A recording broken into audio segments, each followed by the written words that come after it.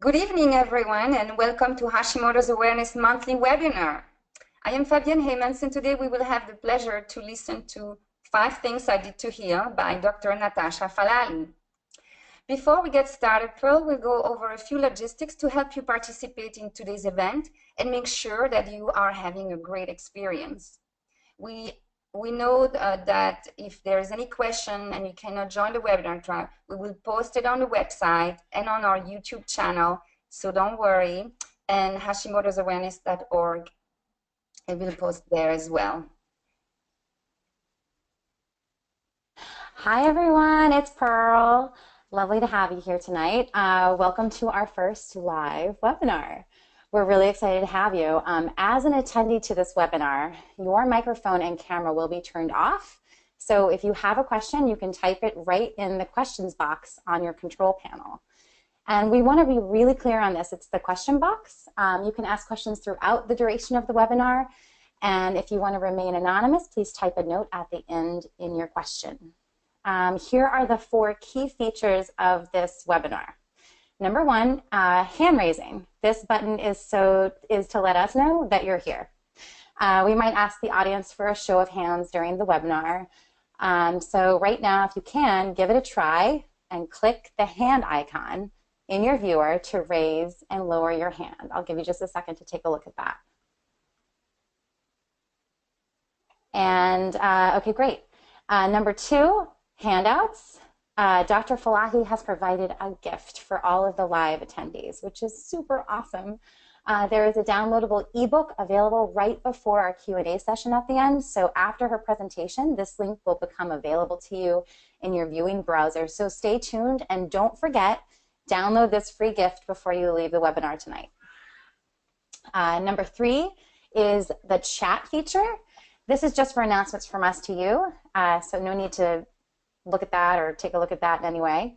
Number 4 is the questions. So Dr. Natasha Fallahi or HA, if you have any questions for us, just type it, like I said before, in the questions box, and we will be pulling those questions from here for the Q&A at the end.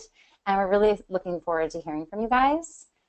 So yeah, and back to Fabienne. And now we would like to welcome Dr. Natasha Fallahi. Thank you for being with us, Natasha.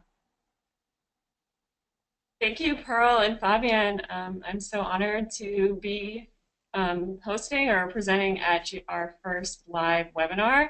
I think we're all a little bit nervous right now because it's our first time doing it and it's live, so anything can happen, but we're really excited to have this opportunity to connect with so many people. We have such an overwhelming response. We have so many people attending this webinar right now, so thank you so much for jumping in with us and spending the evening right now with us. I'm going to be sharing 5 things that I did to heal, and in that is weaved my story of how I went through my healing process and eventually became a doctor. So what I'm going to be doing is providing a slideshow on the screen for you, and then at the end of my presentation, I'm going to be releasing a gift, an ebook for you that you can download directly as a live attendant here. So I'm going to go ahead now and share my screen.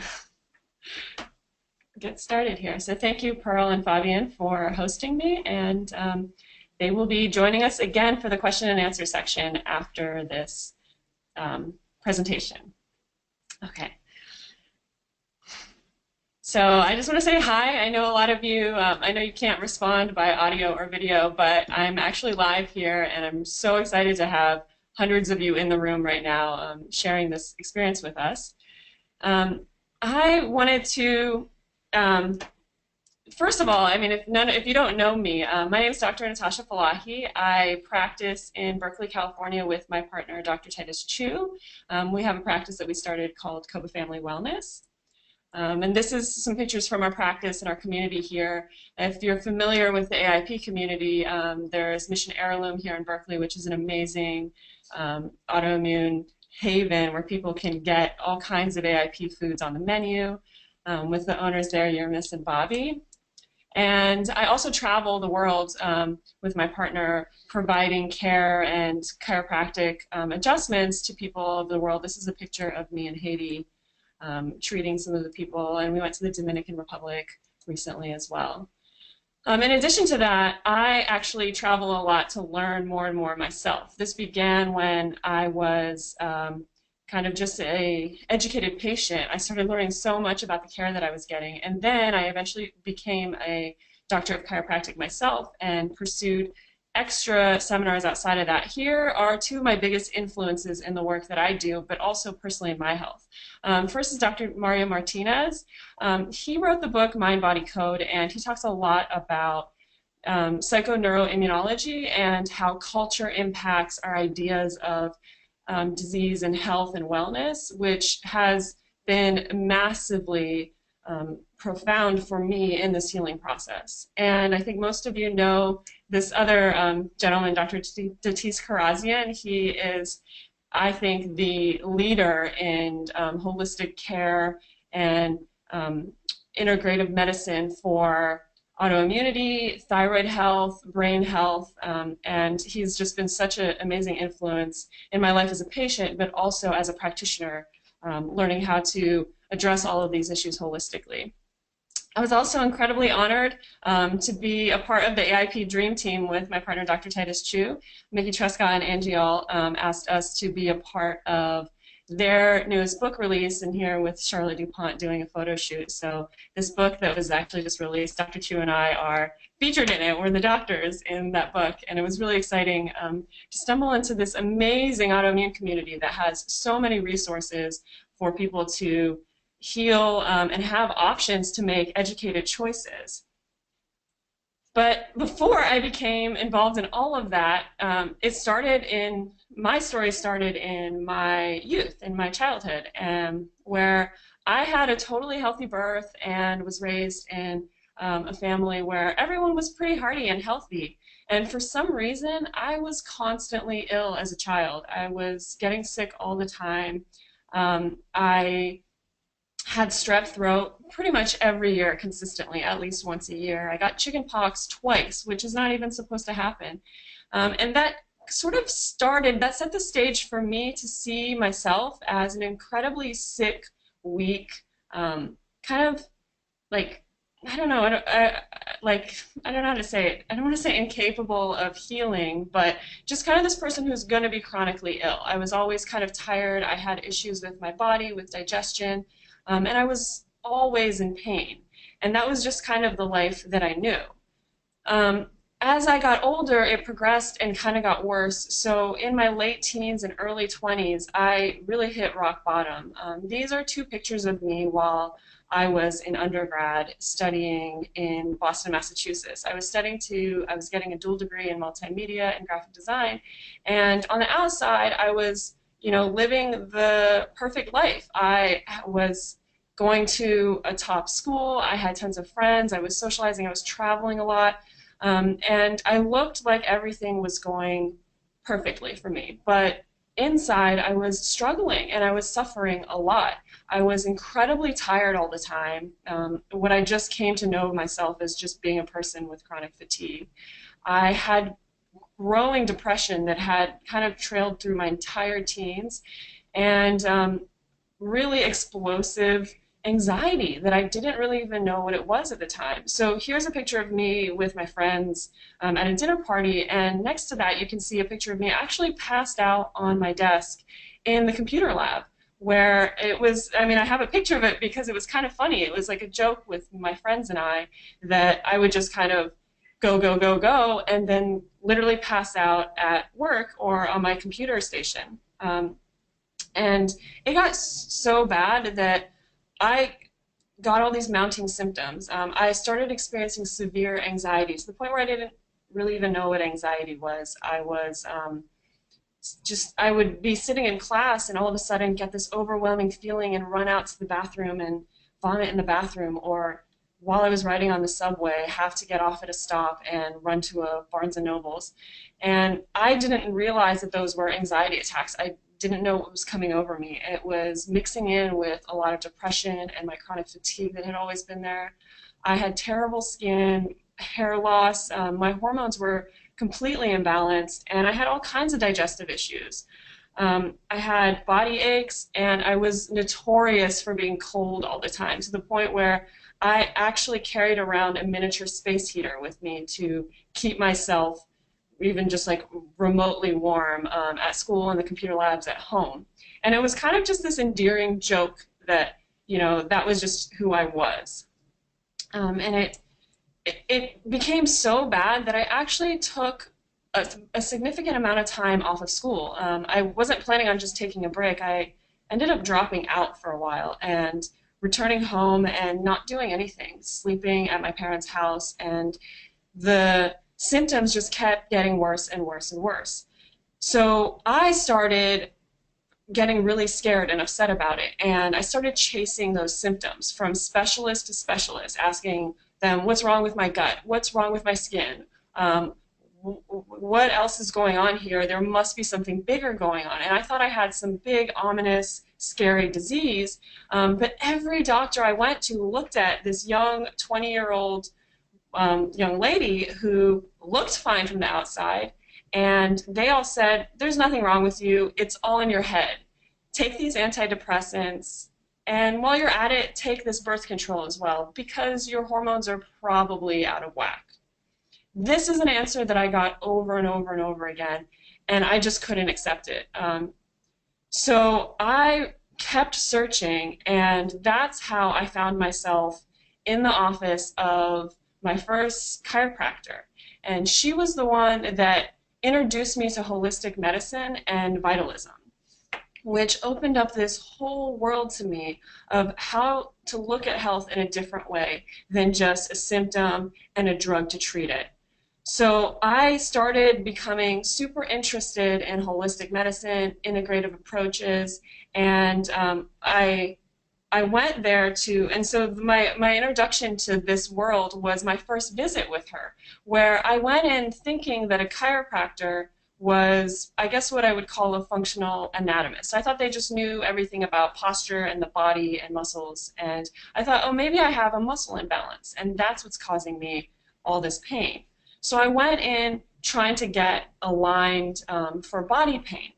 And at my first visit, I sat down and she said, tell me everything that's been going on. Even if you think it's not related, tell me anyway, because you may not realize that all this stuff is connected somehow.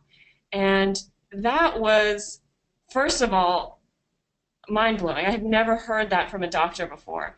And so I did. I sat down and I told her everything, and I ended up talking for about an hour. And she listened to everything I said, and she tried to put those pieces together for me. And afterwards, she did the assessment for me, and she started explaining to me that health comes from many different factors. It can come from our chemical loads. It can come from our mental thoughts, and it can come from structural problems as well. This was my first introduction to the idea of holistic medicine, in which includes body, mind, and spirit. And so we started talking about all those aspects of health and wellness and what impacts it, and I started to learn about disease, or as chiropractors like to refer to it, dis-ease, which is the lack of ease in the body. And from that perspective, she taught me that disease is caused by three things: traumas, toxins, and thoughts. And in the world of holistic medicine, and especially chiropractic, there's this idea of a subluxation. And a subluxation is where there's kind of a blockage of energy in any of those. So it literally means dim energy, like life energy. So if you look at traumas, they create structural subluxation. So this could be a car accident, this could be repetitive motion, sitting at a computer all day. Then there's toxins that cause chemical subluxations. And this was kind of mind-blowing to me 10, 15 years ago when I was first introduced to it, thinking that the chemicals in my environment were having a massive impact on my body, mind, and spirit. And so this can seem like, you know, environmental toxins or food sensitivities or things like that that can affect our biochemistry. And finally, the idea of mental subluxations from negative self-beliefs and thoughts that we have that actually make us ill. It's not something that's just in your head. It's something that affects the psychoneuroimmunology of our body. So she did all her assessments and scans, and this, I just want to show you some examples of me as a patient going through this. Up on the top there you see normal optimal function, and on the bottom you see my first scans where my surface EMG and my thermal scans of my muscle tone and my nervous system function was incredibly out of whack. So I began care, and I started to learn about this hidden gem called chiropractic, which in the beginning I went in thinking it was about body pain, but then I started to learn that it was about improving the function and integration of my nervous system. And they were using the spine and the spinal cord and the body as inputs into that nervous system. So in other words, what was happening is they were connecting my brain to every cell in my body through my spinal cord, which was mind-blowing to me, and it was something that I was just shocked that more people didn't know about. And so that began my journey of what I did to heal, and that was probably the most profound thing that happened for me. The first thing that I did to heal was I let people touch me. Now, I mean that obviously in the sense of getting body work, getting chiropractic adjustments and massages, and how that impacts your neurology and your nervous system. But I also mean that metaphorically, that I actually let those people touch my life and impact the way that I saw the world, the way that she explained a different way of looking at health and disease and where wellness comes from.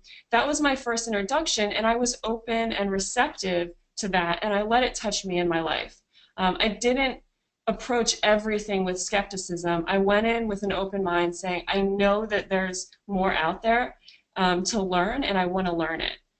So if this is actually a picture, actually it was about 3 months into my care. This is me 3 months into rock bottom of my life when I started care with her, and my posture is not great, but even more so, if you can see my face there, I'm not a person who's enjoying living life. And as I progressed and I continued to get care, all of that life came back. And what I was doing was getting adjusted. I didn't change my diet. I didn't make lifestyle changes at this point. At this point, all I was really capable of doing was showing up in her office, laying on a table, and receiving adjustments. This is a picture from 1 month into care and 9 months into care. And just if you can look and imagine my spine superimposed there, and you think of it as a rod, you can see how much tension was in that bent rod from just having bad posture.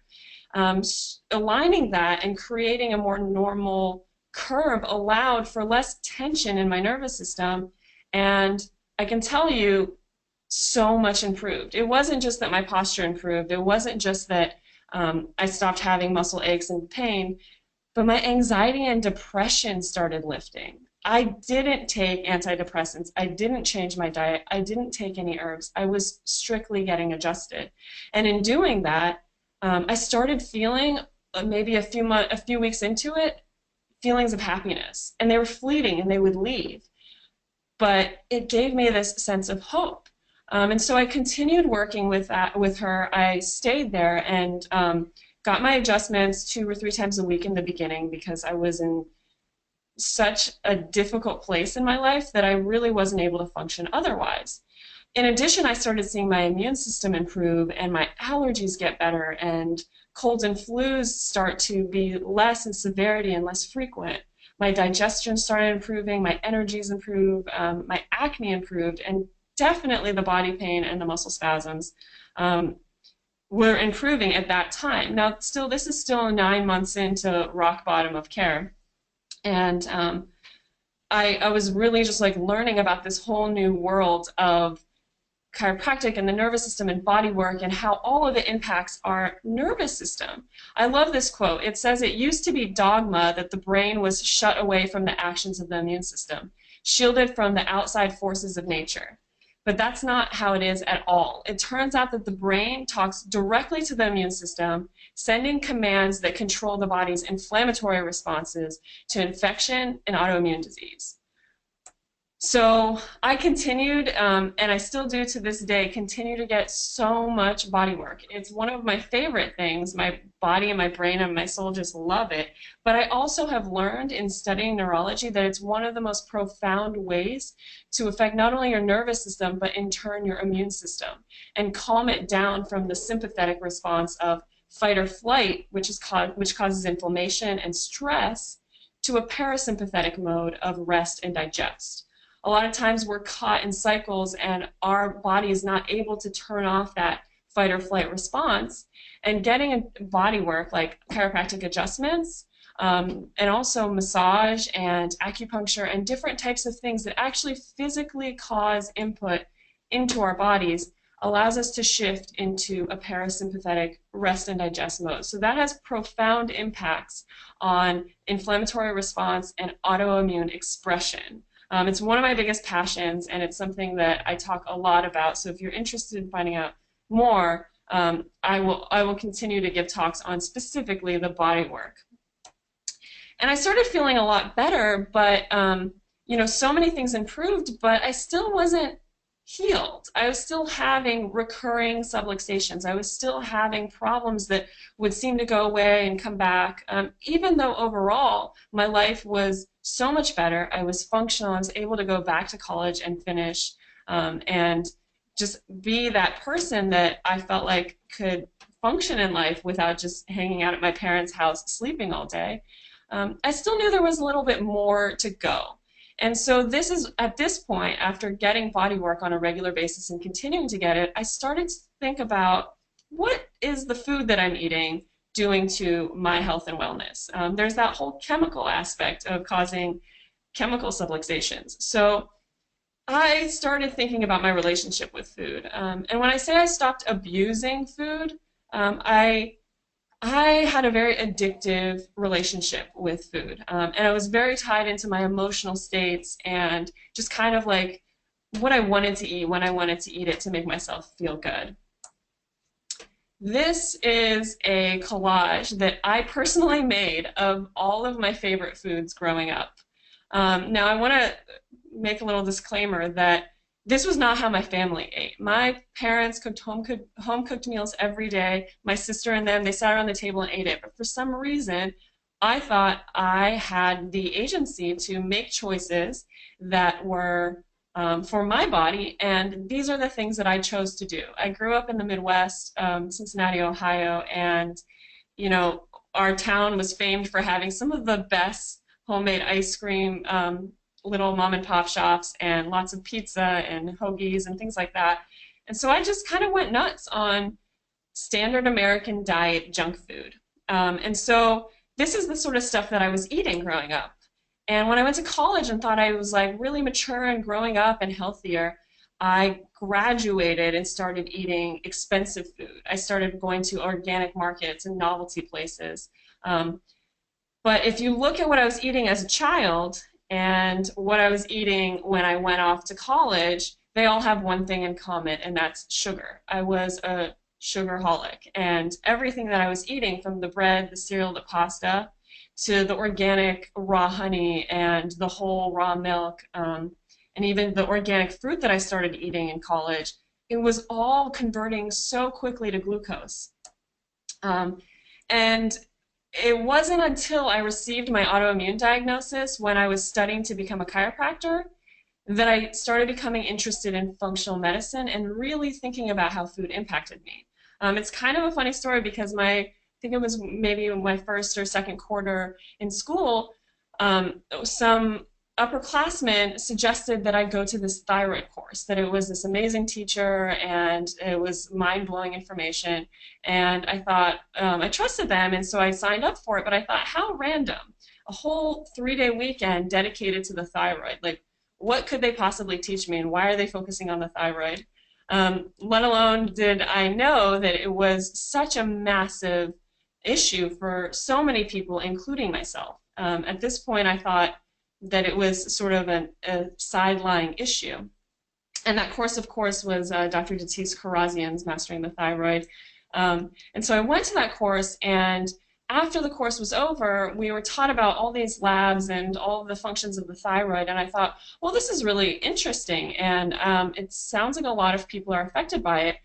So there's labs that we can run for them to help them figure out what's going on. And I might as well run these labs on myself just to get a baseline of maybe what a healthy person looks like and see where I'm at with this. So I ran the labs, and this is a multi-tissue autoimmune panel, and I got my results back. 20 out of 24 of the tissue antibodies was positive on my lab result. This was the first time I ever found out I was autoimmune.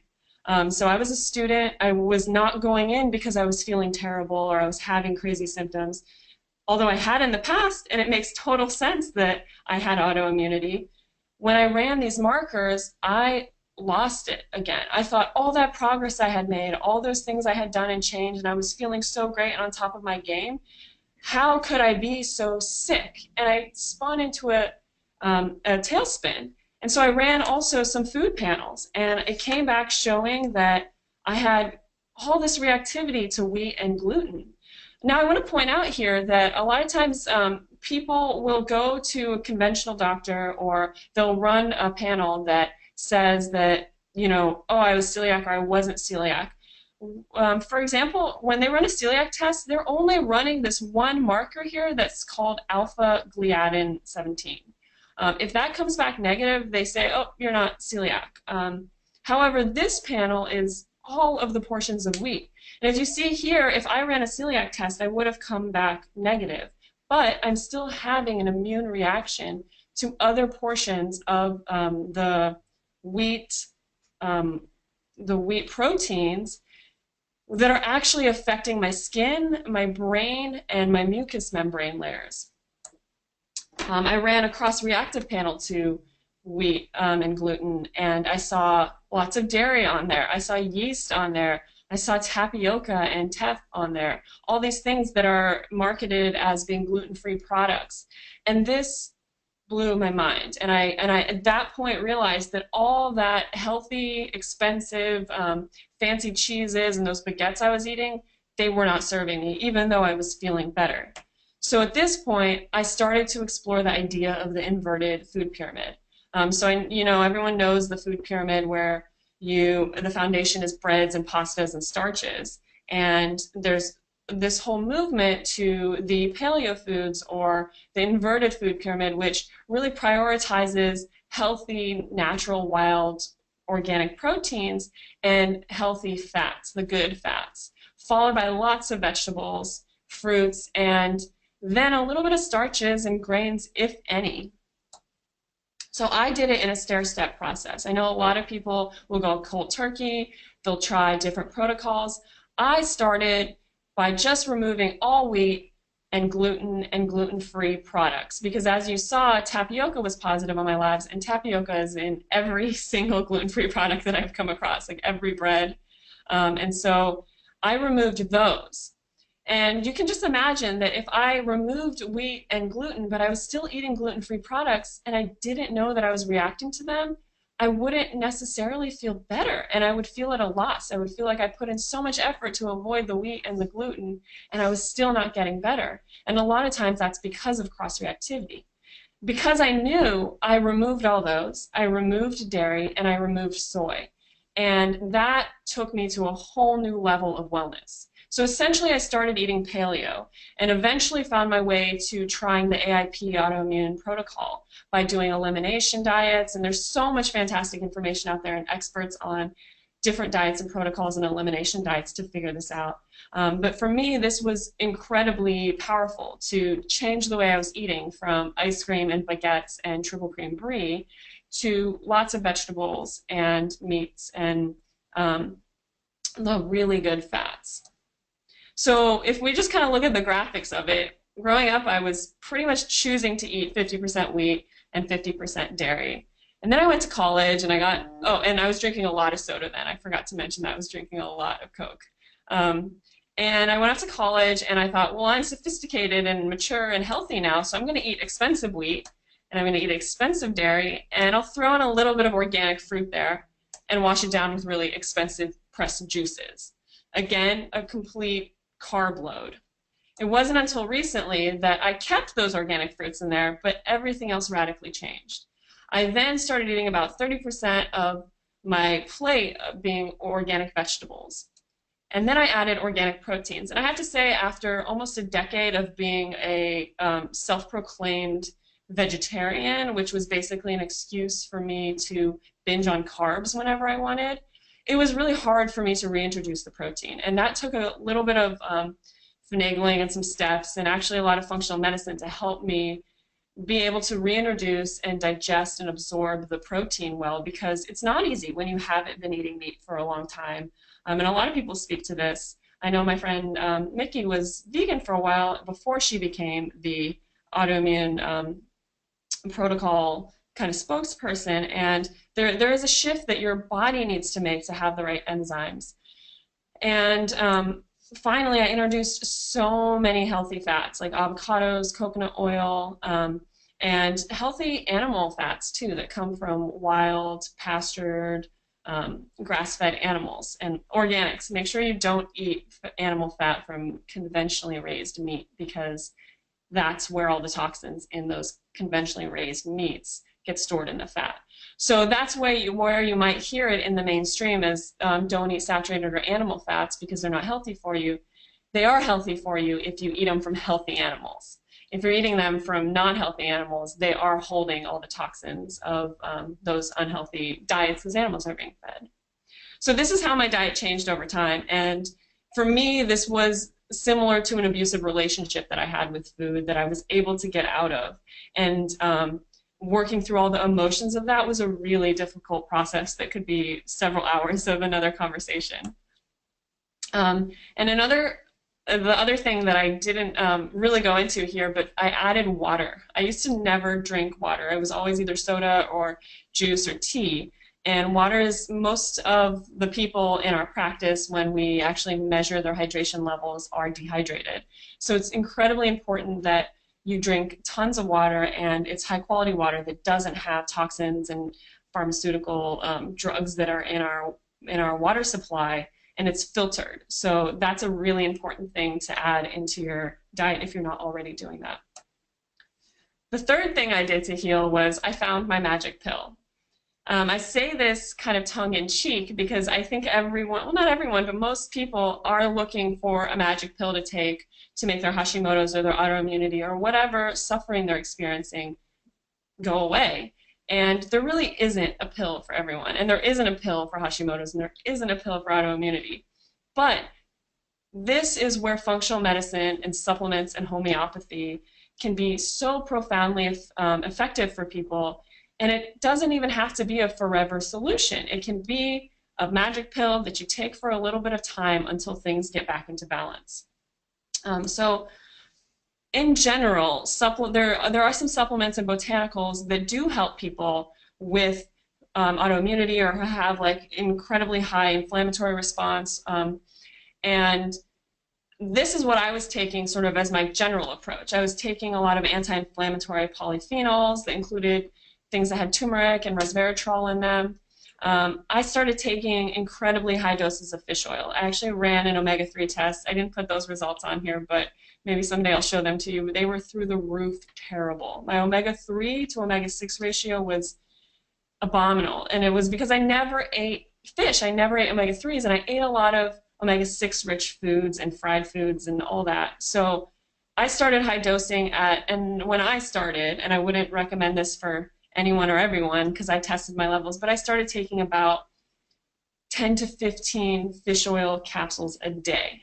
And immediately my eyesight improved, my brain function improved, my skin improved, and my overall inflammation went down. And for me, that was a major factor because I had such high levels of omega-6 to omega-3 ratio. So that's something that generally, maybe not at that high dose, but generally is really great for people with autoimmunity. Digestive enzymes are also super important. There's 80% of our immune system is in our gut. And so a lot of people have at some point had some issue or compromise in their digestive system or their gut. That could be from tons of antibiotics when you had strep throat as a kid, or eating tons of sugar and ice cream growing up, or chronic stress and the cortisol sympathetic response that destroys your gut. And so digestive enzymes will help digest and break down and absorb that food until your gut has the ability to repair itself and produce its own enzymes. I also started taking a lot of antioxidants. Glutathione is a really incredible, powerful one that I would take topically. I would actually rub it on my elbows and on the bottom of my feet to get absorbed. And I started taking a couple blends of really high quality vitamins and minerals, in particular activated B vitamins, vitamin D, and vitamin A. Those tend to be common deficiencies in people with autoimmune disease. But I have to say, even with doing this general protocol, I was getting so much better and better, but I hit a wall. And so from there, I actually worked with my partner, Dr. Titus Chu. He's been practicing functional medicine for over a decade, and he helped me prioritize some labs to run. And we actually ran a stool test to figure out what else was going on that was left there. And he looked at the results of that, and we saw that my beta-glucuronidase was also through the roof. I'm not going to get into all the physiology of this right now, but this was this is actually my stool panel right here. As you can see, the normal range is 300 something to 6,000 something, and my levels were at 12,000. Now, all I had to do at this point is add in calcium D-glucarate. For me, this was my magic pill. So when I found calcium D-glucarate and I started taking it, I can tell you my hormones balanced, my menstrual cycle regularized, my skin cleared up, and any of those residual remaining things that I had that were still a problem with my body started to clear up, because the calcium D-glucarate was helping me detox the excess estrogen that was not getting out of my digestive system. And it was because my gut was so compromised over the years. So this is something that I wouldn't recommend for everyone, and it is not going to be the answer for many people out there. But my point in telling the story is that as I delved deeper and did some investigation and took a functional medicine approach to things, I had a lot of trial and error, and I did improve in the past and over the years, making a lot of lifestyle changes, but there was still something missing, because I had almost 20 years of abuse with food, and my gut was just not where it needed to be. So it didn't matter how much food I eliminated that was triggering me, or how long I did a healing diet for. Those things were not going to help me detox that estrogen because I was so far out of balance. So this comes to my philosophy of supplementation. I am definitely with Mother Nature. I think that the more natural we can do things, the better. And if there's a natural or a whole food approach to something, I would always go that route. I grew up as a first-generation American, and I had a lot of healing diets and healing, like, home remedies that my Persian parents would use at home. And as I got older and older, I found out there was so much basis in those ideas of using natural medicine. That being said, there are times where there has been tissue damage, or there is a physiological process that is so far out of whack because maybe 20 years of eating ice cream and cereal all the time, or whatever the reason is, stress, environmental toxins, genetic disposition. There are some things that create such an imbalance that we can use supplementation, such as herbs, or even some synthetic supplements. High quality supplements can help us as a crutch for a while to get back into balance. And once we get back into balance, then we can stop using them and go back to everything being as Mother Earth intended. And that being said, there's also processes that for some people are never going to get back to that level of natural function. For example, for me, I have a genetic mutation, which I think a lot of people in the autoimmune community become aware of, that doesn't allow me to utilize B vitamins very well. So for me, taking an activated B vitamin for the rest of my life is actually really, really important for me to maintain that level of health without allowing other processes to fall to the wayside because I lack those vitamins. And so now that I got my body and my physiology and all of that in order, I sort of had to step it up a little and start addressing some of the other things in terms of the mental, emotional, spiritual realm that were keeping me from totally healing in the way that I felt whole as a person. And so the fourth thing that I did was that I opened up to love. And when I say this, it's like I had family and friends and community all along the way, but when I isolated myself from them, or I saw myself as different, or they weren't able to understand me, it really hindered my healing process. So one of the most important things, that, and like actually a very difficult step for me, was asking for help from my loved ones or from my friends, or kind of just letting them know where I'm at. And I want to add in there, as I asked for help, I never used my autoimmunity as an excuse to get out of something that I didn't want to do. I learned this from Dr. Mario Martinez, and the reason for that is that a lot of times people aren't really able to speak up for themselves or what they want, and so illness becomes a kind of well understood, culturally accepted excuse to get out of things. And I did this a lot. I got out of school constantly from grade school through college by being sick, taking sick days. I can't go. But what happens is that your psychoneuroimmunology starts learning that pattern. And it starts learning that if you are sick, then you'll get your needs met. Because maybe you just need to rest longer, or you don't want to eat that food, or you use the fact that, oh, I'm sick, I can't have that, rather than just saying no. So this is really important to ask for help from your friends or family when you feel as if you need a little extra support, but not use your autoimmunity or your Hashimoto's or anything, even a cold or flu, as an excuse to get what you want out of that situation. So this was something that I really had to learn. I had to stop using my illness as a way to be a well taken care of introvert, because I didn't want to go to school and I didn't want to go to that party. I would speak to people. I would talk to my friends and family and say, I really don't want to go out and socialize for New Year's. This is what I want to do. This is what I need, and how can you help me achieve those things? Rather than declining invitations and saying, oh, I'm sick, I can't make it to that party. And that ties into the idea of authenticity. So really being yourself and owning that and saying, I actually want to stay home and read a book, or whatever it may be. It may not be that you're an introvert. It's just that one decision may not be the choice you want to be making. So being really authentic in yourself and how you express yourself in the world is an incredibly powerful step to whole body healing. And along with that is vulnerability, being able to show your vulnerability and understanding that vulnerability is not weakness.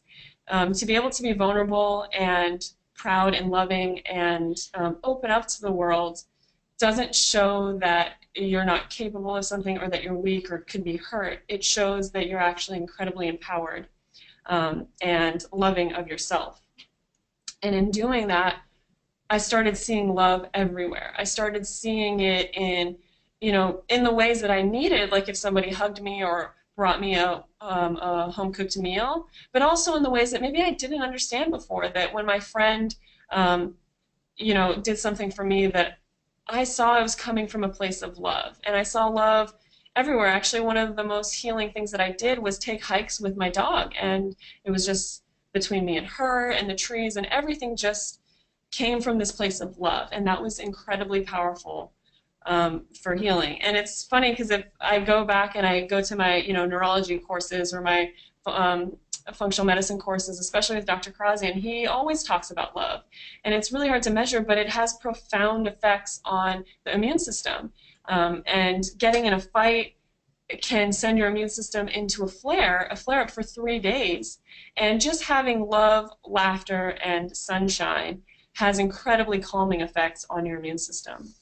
So learning how to practice that in the world with everyone, and especially with yourself, really learning to love yourself through rituals, through practices, and being able to be with yourself in those times.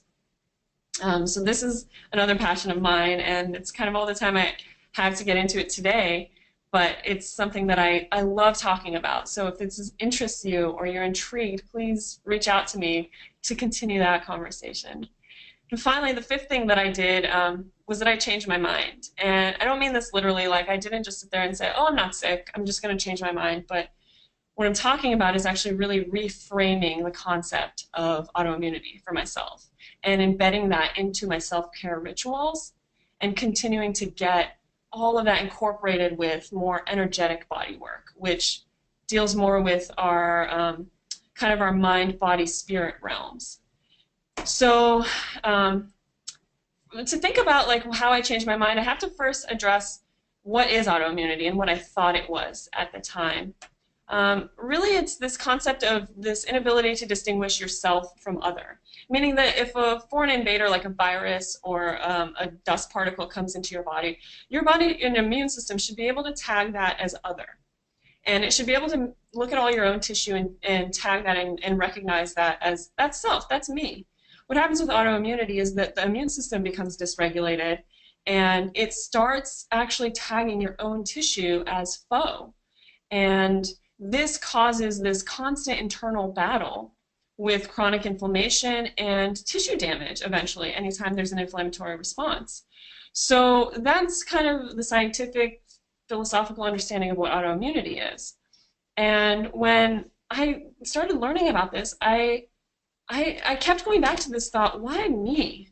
Why do I have this? And it was followed by feelings of shame and anger and sadness and regret. Like I would feel really, I don't know, I had incredible experiences of shame. Like there's something wrong with me. I'm broken. You know, I'm like a diseased person. I'm one of the like invalids in society. And that would spin into anger. And I would go, you know, I would be out in public and I would see a guy, you know, eat a sandwich and seemingly not have an issue with it and just get so angry. Like, why can he eat bread and I can't? And all of that spun into a lot of things. And then just sadness about, like, why is this happening to me? This sucks. Like, my life is painful and this hurts and this is going to be a struggle for the rest of my life. And then regret for all the decisions that I had made or all the, you know, antibiotics I took as a kid, not knowing that they were having this effect on my systemic immune development. This lasted a very long time, and this was definitely the hardest step. But what I did is, oh, I'm going to jump over that. I got to a point where I was able to reframe that entire idea for myself. And I think it just came off like a light bulb one day in thinking about this for years. But what I realized was that I'm not broken, I'm not defective, I'm not imperfect, there's nothing wrong with me. I'm just a canary in a coal mine. And for those of you that don't know the metaphor of the canary in the coal mine, it's not really even a metaphor. At the turn of the 20th century, when there was a lot of coal mining, the miners would actually take a living canary, this beautiful, gorgeous, delicate songbird, down into the mines with them in a cage. And they would go about their work and they would pay attention to this canary. And when this canary dropped dead, those miners would book it out of the mine because they knew the air quality was changing in a way that would soon cause the miners to drop dead. Unfortunately, that was the purpose of the canary in the coal mine. It was this beautifully sensitive animal that was able to sense danger like an omen in the environment before everyone else did and before everyone else felt it. But the reality was that there was danger for everyone. When I realized that, my life changed. When I realized that I was a canary and this world is essentially a coal mine with the environmental toxins, the amount of chronic stress, all the things that are becoming growing epidemics, there wasn't anything wrong with me. I was just the first line of people to sense that happening. And I then started seeing my autoimmunity as a gift. and realizing that this was happening in my body because I was ignoring these signals of things that weren't good for me to eat or environments that weren't good for me to inhale, things like that. So that's how I actually developed my passion project, which is the Canary Life. And it's this idea of living with autoimmunity as a canary and understanding that there's nothing wrong with you and not feeling like you're the isolated, broken, separate one that has to, you know, order from a different menu on the restaurant.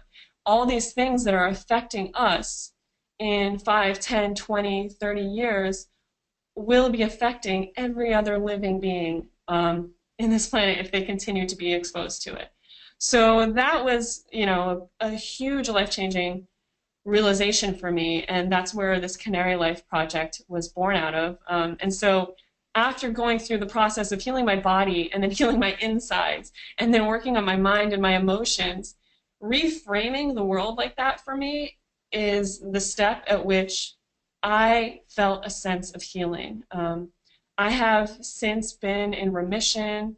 I don't think of myself as a sick person or somebody who's suffering or lesser than anyone else sitting next to me in public or at home.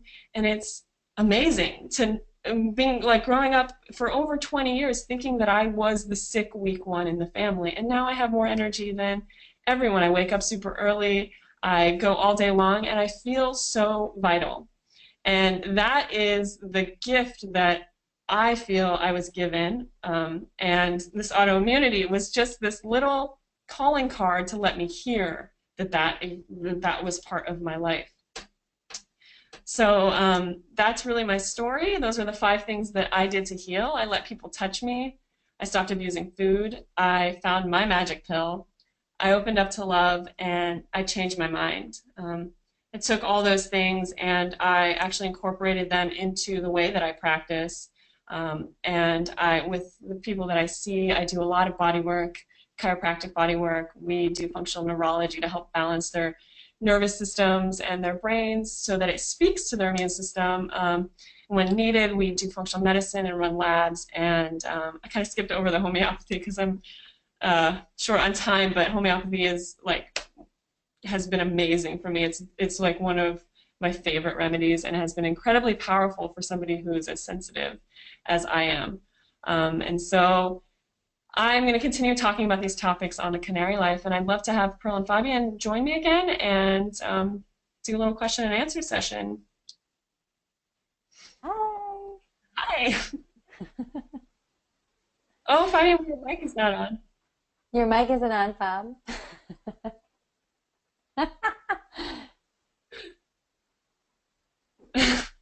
Well, Fab, if you can turn on your mic, that would be great. We would love to hear you. So, but before we start this question and answer session, I did promise an ebook which kind of explains a lot more in detail some of the stuff that I talked about today, and I also have a little graphic for you. So I'm going to add that ebook right now for all of you to download. So the ebook is going to go in the handout section of your control panel, everyone. So you'll see something pop up under the handout section, and all you got to do is click on that and download it so that you can have it for life from Dr. Natasha Fallahi. We can go on to starting the questions here. So the first question we have for you coming from the audience, Dr. Natasha Fallahi, is during follow-up blood work, are tests performed for levels of adrenal and pituitary functions, and how do these glands, excuse me, just one sec, how do these glands' performance help or hinder Hashimoto's symptoms? Okay, so can you repeat the question? Sure. So during follow-up blood work, are tests performed for levels of adrenal and pituitary functions? And how do these glands' performance help or hinder Hashimoto's symptoms? That's a great question, and I can't really speak to all follow-up lab work because every doctor is different, and a lot of times it depends on if you're going to a conventional approach or a functional approach. I definitely know that that is very important. Those are very important markers to look at when you're looking at the big picture of Hashimoto's, you can look at those levels in the blood, but you can also run adrenal tests, for example, that are saliva tests, and they're a little bit more telling of your adrenal levels throughout the day.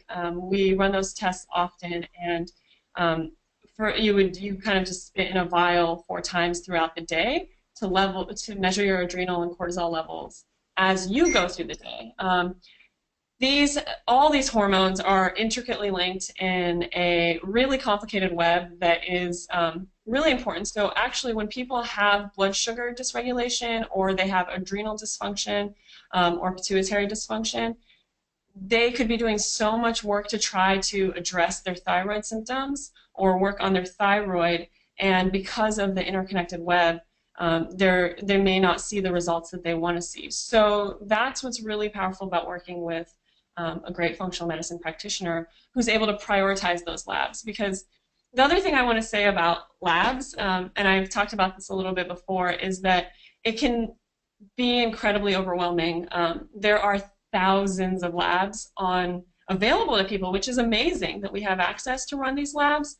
But I also want to caution from feeling like you need to run every lab, or get all this results and data, because that can actually turn into its own negative cycle that happened for me, this self-amplifying cycle where I would run a lab and then I would get some negative test result back, and then I would think I was even more broken. And so I think that if you can work with somebody who is able to help prioritize those labs for you, that would be a really fantastic approach that I would recommend, so that you as the person can focus on your healing and not about what the lab levels are. It's super important to track comprehensive labs, and I know we talk a lot about patient advocacy and learning about this stuff, but a lot of times, myself included in my process, I started learning a little too much and trying to self-diagnose and self-treat. So again, labs are really powerful, and don't think that you need to run every lab on the market to actually achieve healing or come to a place of wellness. Just briefly, things that like the adrenals, if your adrenals are burnt out or you're having blood sugar issues, those have dramatic impacts on the gut and the brain, and will actually, if you're doing like all the healing diet stuff, but you're having this imbalance in your cortisol and your blood sugar all the time, you're going to be constantly unhealing your gut, like destroying the gut lining as you're doing the healing work. So making sure that you address adrenal and pituitary and brain function as it speaks to all those hormones is incredibly important. Great, thank you for that answer. And we have another question from Lena. Lena is asking, should one take a thyroid medication before doing thyroid panel blood test in the morning? Thanks for that question, Lena. I'm actually not going to answer that question because it's not within my scope personally. I know that there's a lot of really fantastic people out there who do work with thyroid medication. As a doctor of chiropractic, we do not do prescription medications, and so I don't feel confident in answering that question for you. But I think if you can contact a pharmacist or a functional medicine doctor who does do prescriptions, they would have a better answer for you. Great. The next question is from Tanya. I've been researching fluoride, and I know with Hashi's you should not have it. What positive results did you find by getting off of fluoride? Oh, I do everything to avoid fluoride that I can. I do not use toothpaste that has fluoride in it. I use natural toothpaste, or I make my own at home.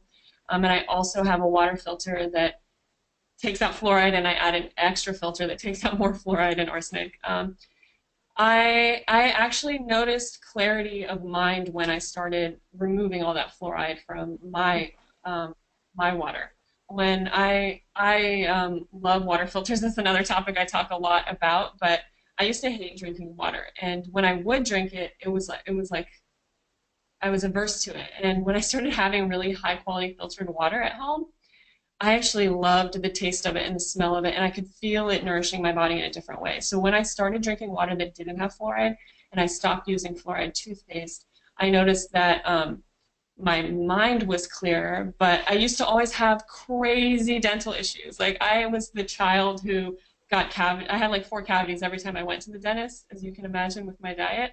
And when I stopped using fluoride, I actually have not had a single cavity since. Part of that has to do with the dental health, but most of it is actually my gut health, and having the right probiotics so that my mouth is able to combat the cavity germs.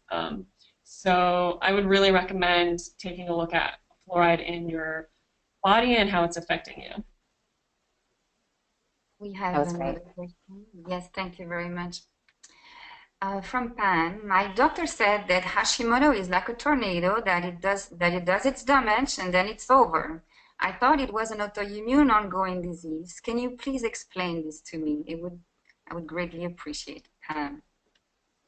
Sure. So I just want to, can you please repeat it? I just want to make sure I get all the points of that question. I don't want to She miss said something. that her doctor says that Hashimoto is like a tornado that comes in and does its damage and then it's over.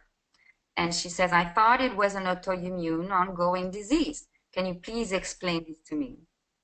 Yeah, absolutely. It is ongoing. Thanks for asking that, Pamela. So this is how I've come to understand it. So I showed a slide of what autoimmune disease looks like. It's your body tagging your own tissue. I had a fantastic teacher, Dr. Tom Colton, who explained this in this story that has stuck with me ever since. If you think about your immune system as kind of like the military for your body, and it's there to protect you, there's all different departments of that military. And I apologize if I make any sort of metaphor mistakes here. I don't know that much about the military. But the idea is that there are departments in your immune system whose job it is to strictly go out and plant flags on things that are dangerous. That's all they do. They put flags on viruses, on dust, on anything that enters your body. In autoimmunity, this part of your immune system is going and putting flags on your own tissue. So it's marking it as, this is not us. And so those flags in Hashimoto's have now been added to your thyroid. That's what Hashimoto's disease is. You have flags on your thyroid now. There's other departments of the immune system that are kind of like the brute force. So when the commander-in-chief just says, attack, which is what inflammation is, an inflammatory response, those parts of the immune system go out and all they do is look for flags. They search and destroy. That's all they're looking for. They're not going to each flag and saying, oh, are you still okay or not? That job has already been done, supposedly. So those parts of those cytokines in our immune system go out and they just destroy in that inflammatory response. So this was really powerful for me to understand my body and my immune system that way. Because I can go into remission. I can not have symptoms. I can get my inflammation under control. But my immune system is still sending out that guy who's not doing his job right and putting flags on my body. So he has flags on my thyroid. So when you have a Hashimoto's flare-up, what that means is that you've had inflammation go up in your system for whatever reason. It could be a cold, it could be stress, it could be a food trigger. And those search and destroy guys have gone out. They've killed all the flags, and several of them were on your thyroid, and your thyroid then spills out, like that damage happens, you spill thyroid hormone all over, but your body is still confused, and it's going to continue when you make new tissue to put the flags on it. So it does happen. That's called a flare, and you can calm down from the flare. But what's really important about seeing autoimmunity as an ongoing condition is that you need to look at all those factors of your lifestyle that are causing that inflammation to happen and reduce the amount of flags that are being put out and also the amount of surges where there's a battle being fought. I hope that makes sense. That story really stuck for me. And so when you have an autoimmune flare, that tissue in your thyroid does get destroyed. It is kind of a done deal, but you do produce more tissue. And you will continue to tag stuff. So it's both kind of a one-off episode, but it is ongoing. And that's the idea of autoimmunity, Hashimoto's and otherwise. Great. This is all such helpful information. Thank you, Dr. Fallahi. This question is from Michelle. I have RA and fibro and just got the news of this. Please help. Well, I'm sorry to hear, Michelle, that you just got diagnosed with that, and I'm really glad that you're here and you're talking with us, and I'm really glad you found your way here, because a lot of times when people first get diagnosed, they don't realize there's a lot of options out there.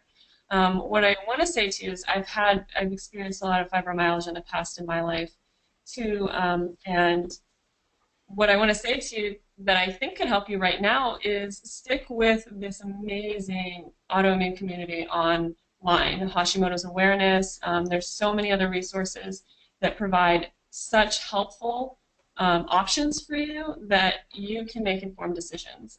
There's a lot of hope out there, and I hope that my story showed some of that, because I can tell you that 5, 10, 15 years ago, I never thought I'd be sitting here saying that I love my life and I feel more alive and healthier than I ever have.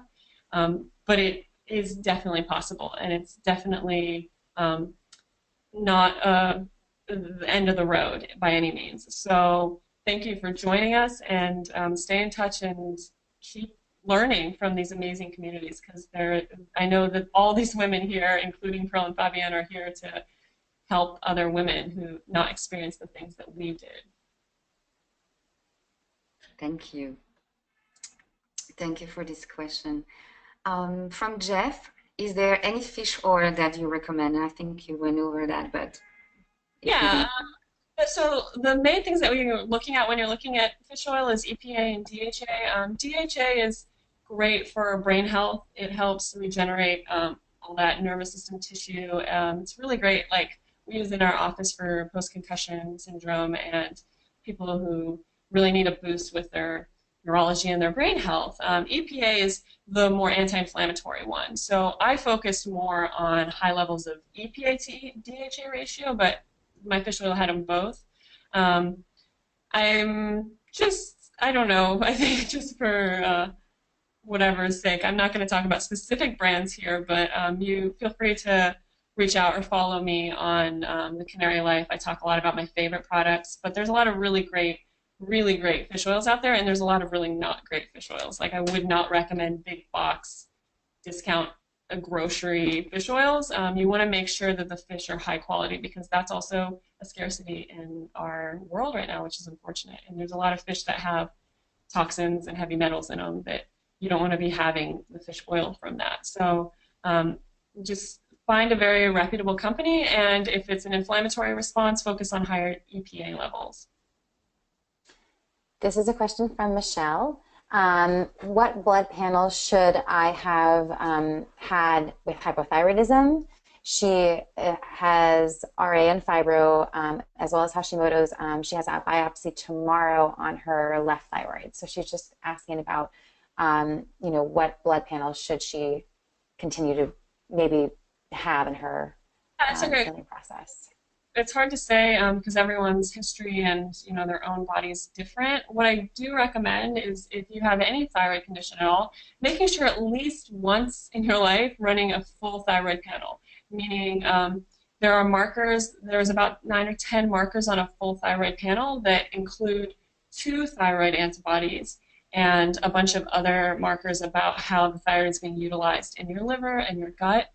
Oftentimes, in conventional approaches, they often only run TSH and T4 because that affects the dosage of the prescription. But if you're looking at it from a holistic or functional approach, if you run a full thyroid panel, including T3, reverse T3, T3 uptake, and I know there's some resources out there that also provide information about that. I know HA is going to be providing a lot of info in the near future about thyroid panels. So stay in tune with awareness, and we will help guide you with the best panels to run for your thyroid. Thank you. We have a question from Ameo. Both my girls have Hashi, 10 and 8 now. I have 2 autoimmune diseases myself. I explain to them why I make certain choices with their food, their vitamin, but they're kids and fight back. At some point, I want to encourage them to read up on Hashi specifically. Looking back, if it was known you had Hashi, would that have helped at a young age? That why me is very strong with the young ones. Yeah. Wow. Thank you. Thank you for sharing that. That's I applaud you. I have yet to have children myself, and I can just imagine having, you know, healthy lifestyle choices, that it's hard with kids because they go to school and they go to their friend's house. So I unfortunately I don't have the best like personal parenting advice. I know that offering them choice, and even for adults, I can speak to that too. Like, make foods that are fun and interesting and they're still healthy for you in a lifestyle manner. It doesn't feel like you're sacrificing at all. I can tell you that I don't eat a standard American diet. I eat somewhere right now between paleo and AIP, and I don't feel like I'm missing out on anything, honestly. Like, this took a while to get here, but honestly, when I see somebody eating a pizza, I have no emotional response to it anymore. I know it's a little different with kids, but I think one of the best things is just having lots of options at home that are all within the kind of autoimmune compliant things that you can reach for, including fun snacks. This is a big thing that my Alana, who's running the Canary Life with me, she's so great with food and idea and creative things like that. We love talking about that on the Canary Life, and I know we're going to be providing like fun tips for like great desserts and snacks and treats and travel tips for living that autoimmune lifestyle and not feeling like you're restricted all the time. I think if your kids can have that experience where they don't feel like they're missing out, that would make it a little easier. And then to the second part of your question, like looking back, if I had Hashis, if I knew I had Hashis or autoimmunity at an earlier age, absolutely. Like, that's the regret that I feel, that I didn't know, and I made all these choices that escalated things. And so what I honestly, from my personal perspective, if I had known, I would have started getting chiropractic adjustments at birth. I treat a lot of babies and moms, and they respond so quickly because their nervous systems aren't overloaded, and it's such a beautiful, powerful approach to the body in and balancing the immune system there. So that's something that they don't, you know, that most kids, if you find a great chiropractor, they love getting adjusted. It's fun, it's playful, and it's really gentle. So I would really recommend that, and I would also recommend looking into probiotics if that is possibly an issue. That was an issue for me. I said I took a lot of antibiotics as a kid because of my strep throat and my chronic illness and asthma that they thought I had, which was just dairy reactivity. And so I was on a lot of antibiotics, and my gut bacteria was so out of whack, and that just escalated as I got older. So making sure that their guts are healthy, even if they're going to make choices that aren't ideal. Thank you, Natasha, for sharing your story, for sharing your heart and your expertise. We are coming to an end tonight, and we know there's much question that we haven't been able to answer, but look for your emails, and we'll do our best to answer them. Yes. Thank you, Natasha, for everything that you shared with all of us. We want to thank you for attending this tonight. We're so excited that you got to come on and to hear about the 5 things that Natasha did to heal from her Hashimoto's. If you have any other questions, you can contact us at team@hashimotosawareness.org. Again, that's team@hashimotosawareness.org. Once you leave today's webinar, you're going to receive an amazing survey on this presentation. And if you have just a few minutes, we would love to hear your feedback. It's super important for us and for us moving forward with you and what you need and how we can serve you. So just take a couple of minutes to do that for us. It would be awesome. And what's so exciting now is that you're going to receive a follow-up email when, like 24 to 48 hours from now, with a link to view a recording of today's webinar. So you can watch it anytime you want. Yay!